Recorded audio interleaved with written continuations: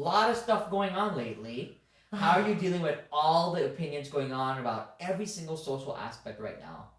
To be quite frank with you, I just exercise, guys, and cook. I cook when I get frustrated. Well, you know. I don't really see it, but okay. so, how do you voice your concerns?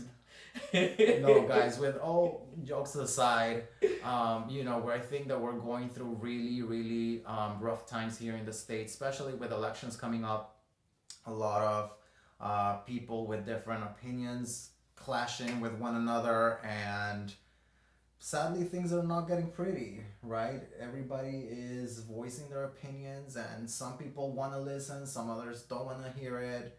Some want to impose their opinions rather than express them. A lot going on, right, Alvin? Right. So we wanted to do a video today that was really general to no matter who you are, how old you are, what your status is. If you are living here and you're a local, I mean, how do you deal with this? A lot of kids right now, I think about you guys, even if you're physically in school or not in school, how are you dealing with the difference of opinions in the schoolyard? Or on the schoolyard, which is now a social media schoolyard, or online yard rather, because it's not physical, because it's all social for those that are opting into that. So how are you dealing with that, you know? And then the work aspect. I mean, even with your colleagues, the same thing. You have an online forum at this point. So one of the discussions, the point number one that we were discussing is, you know, you have the freedom of speech. Now, my thing on that was, if you have the freedom of speech, Marlon, what does that mean to you?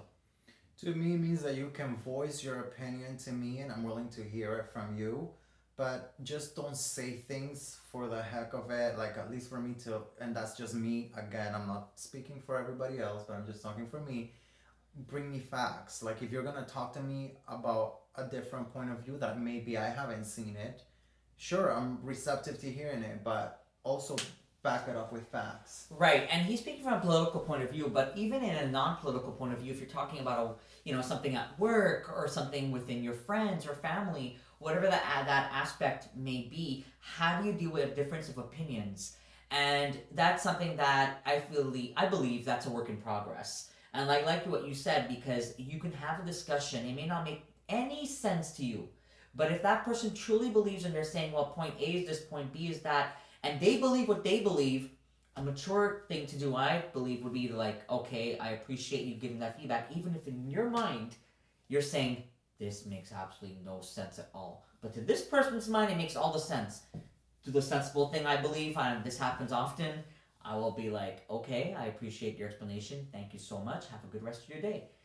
It's how you go about it. And that's what something that I feel like we need to like put back into these type of conversations in your online world and all social medias and everywhere, because I feel like the aggression just comes out more now than ever, and all this venting and everything. So try to take this feedback to heart, for the kids, for the colleagues, for the friends, and understand that this is a rough time right now. For he's speaking political, I'm talking about the corona. It's been what a year has been. It's something that we'll never forget. But we're doing this for 4 months now, and clearly your feedback we've taken it to heart. We appreciate all those views, all those shares, those likes, and this is why we're doing this type of video, because it's been voiced to us that a lot of this is going on right now. And how do we get back to giving a high five and saying, all right, we got this.